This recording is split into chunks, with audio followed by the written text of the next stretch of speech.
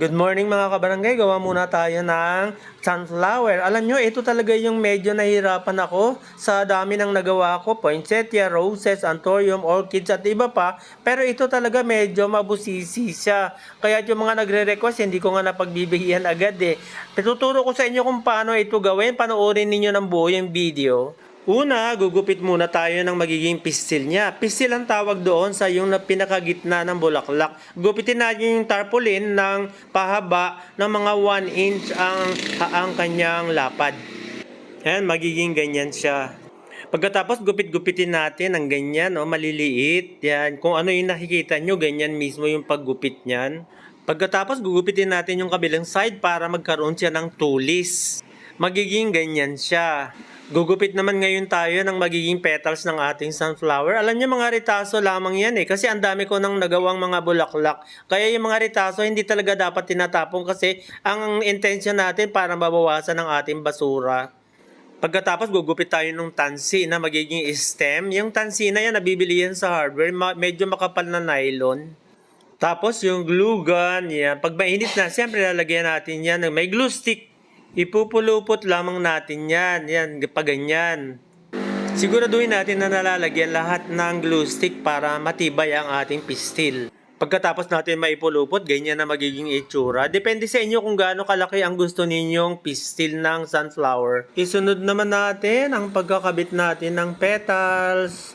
Yan yung sinasabi kong mabusisi kasi isa-isahin natin talaga yan. Lalagyan ng glue stick, pagkatapos isa-isa natin ididikit na maingat.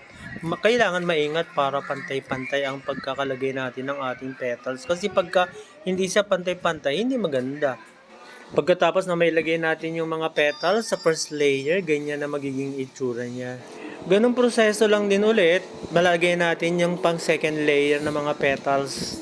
Pagkatapos na mailagay na natin yung pangalawang layer, ganyan ang itsura ng ating sunflower.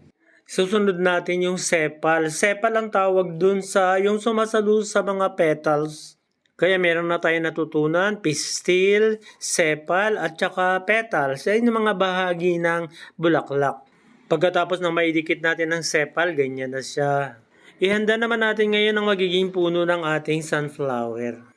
Ang gagamitin kong puno ng sunflower ay yung lumang hose na hindi nagagamitin sa halip na itapon. Pwede rin kayong gumamit kung ano yung merong available sa inyo. Biniya ko yan ng lagari pagkatapos iinitin natin sa kalan para mapisil natin, para bumilog yung hose. Pipisilin natin gamit ang basahan. Siyempre hindi natin pwedeng hawakan yan dahil mainit, mapapaso tayo. Pagkatapos initin at mapisil natin ng basahan, ganyan na siya. Siyempre, kailangan natin ng flower base. Alam niyo yung flower base na yan, bote ng soft drinks yan na pinutol ko sa gitna. Pagkatapos pinagdugtong ko ulit para umikli siya. Pagkatapos pininturahan ko ng gold para maganda ang ating flower base.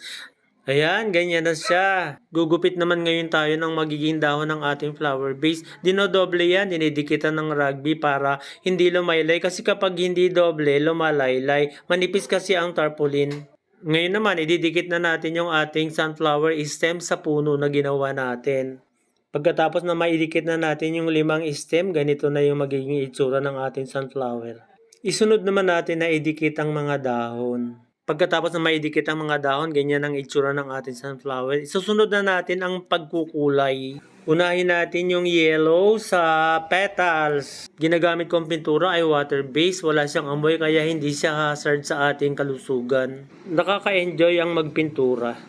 Ayan, natapos ko na yung yellow. Pati pala green na pintura ko na hindi ko na-videohan. Ang ginagawa ko naman ngayon ay pinipinturahan ko yung pistil. Yung pinakagitna ng bulaklak. Kulay brown naman yan. Ito na po ang ating finished product. Sana naibigan po ninyo ang video at meron po kayong natutunang kaunti. Kung nagustuhan po ninyo, pwedeng pakishare naman po para madami po tayong matuto na mag-recycle ng mga basura na malaking tulong po sa ating kalikasan. Maraming salamat po. God bless everyone. Follow me. Marami pa po akong ituturo sa mga susunod na video. God bless. Thank you for watching.